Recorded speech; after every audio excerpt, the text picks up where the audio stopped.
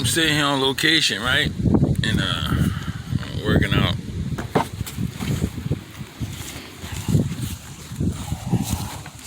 Excuse me. Working out. And I decided to take a little break while I was working out, and got my mask on. And I just wanted to say, I do Sunday motivation all the time, and Sunday inspiration, excuse me. I'm a little tired. It's the first time I worked out since I've been out the hospital. Oh, Mom, I'm not doing no legs, all over body. Just a cut set. I'm already broke. I'm just trying to cut everything up. But my Sunday inspiration is simple, man. Well, it's not simple. I need to stop saying it. I have like cliches that I say, and it's like sometimes they're annoying because like it ain't simple. It's a simple formula, but it ain't simple. The same energy you had when you were going through your struggle, the same amount of times you prayed when you were going through your struggle, the same determination and dedication you gave to God and reading your word and all that stuff when you was going through your struggle. And your word could be the Quran, it could be the Torah, it could be the Gospels, it could be whatever your word is. The same way you was acting when you was in the foxhole,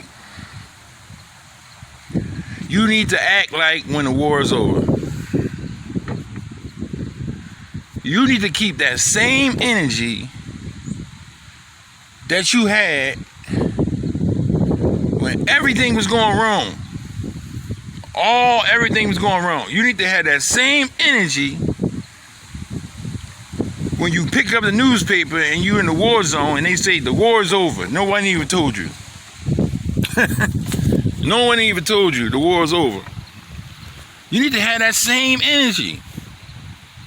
Matter of fact, in some cases, you need to thank them more.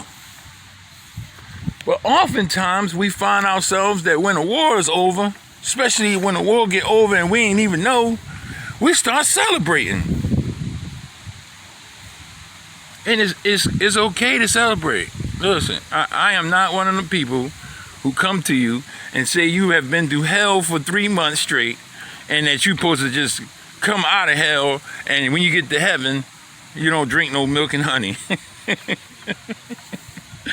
I ain't one of them people. Cause listen, when I come out my fucking war, excuse me, I'm cussing. When I come out my war, I celebrate, but I don't degradate. I celebrate, but I don't degradate.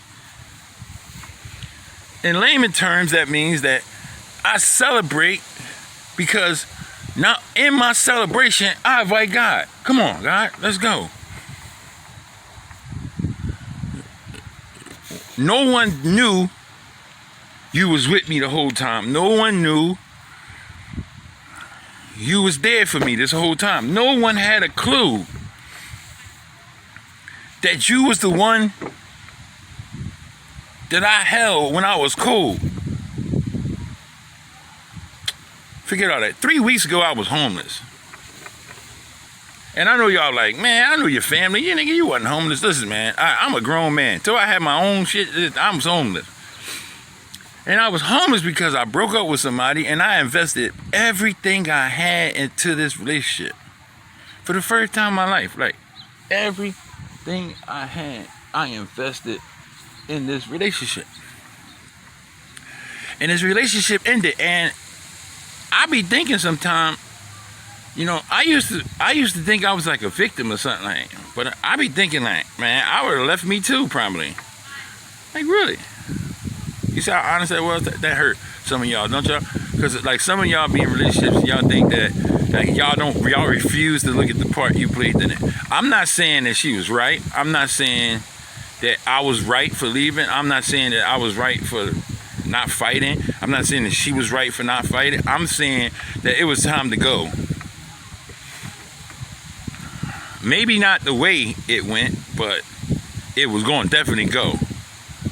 Maybe we could have been like more non-petty and like stayed friends and maybe stayed relationships. Like, okay, like we tried to work together, we tried to live together, but this living together shit is not working because like COVID, we gotta stay together. We in the same damn spot. I don't work outside, so I don't have no schedule. I'm my own boss. Your job furloughed you, so now you sitting in the house all day long, and like two people in the house together all day, 24/7, will find out something really quick. That those breaks that you had, she going to work, you going to Philly, you going to work out, those breaks that you have is what saved your relationship. And a lot of y'all going through relationship problems right now. What you don't realize is there's never been a situation or a time in our lives where you had to stay with your partner 24/7. You got to be a strong dude. You got to be a strong woman. You got to be a strong person to be in the house with somebody for 24/7 and not like say, I just don't look, man. You make my ass itch, man.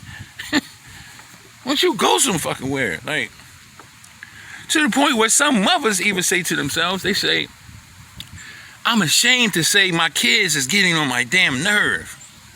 Well, let's look at that. Your kids had a break. Your kids had a break. You had a break. You went to work. Your kids went to school. COVID has taken away the identity or the relief that breaks give us. So now it's to the point where we are dealing with something that is foreign, non-domesticated. Foreign, non-domesticated. Meaning you are dealing with something that you have never experienced before. You go to Africa right now, you can go to Africa, you'll be like, all the stories I've heard about Africa, this place is beautiful. It's foreign. Even beyond your understanding. So, I say, take it easy on yourself, man. We are dealing with something we have never went through before. If you broke up with a girl, or if you broke up with a guy, understand that COVID was the person who they cheated on. COVID is the people your woman cheated on with you. COVID has killed more things than people. It has killed relationships. It has killed everything.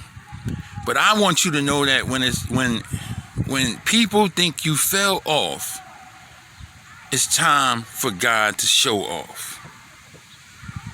I say that again. And this is not bragging, trying to throw it in nobody's face, nothing. When people think you show off, when people think you fell off, it's God's time to show off. 3 weeks ago, I didn't have nowhere to go. And 3 weeks later, after being in the hospital for a week too, I got an apartment in Jersey with a balcony. I'm talking about outside, John. I be going out that joint every morning. And then I got a place in Philly because my family said, never again will you subjugate yourself to be far away from us. And we had to be worried because you called from a train station 4 o'clock in the morning with no way to get home. And then had to walk 8 miles, split your foot in half that you know you're not supposed to be walking on, and then go to a hospital and they say, you might have cost your leg.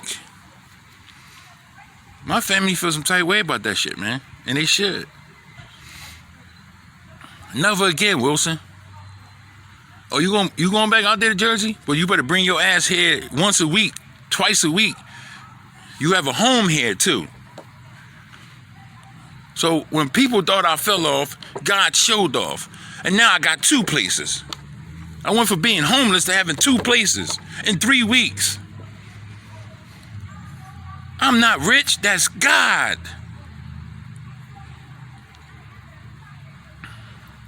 And I don't know why people trying to figure out my secret. My man told me yesterday, like, what's your secret, man? How you do it? In the end Sunday motivation, let me tell you a scripture of how I do it. Because God told me that if you are selfish with my word, I will be selfish with your blessings. So I'm not going to be selfish. But also the scripture that I will leave you with is, if you speak about me in private, I will speak about you in private. And if you talk about me in public, I will bless you publicly. Decopbo 1.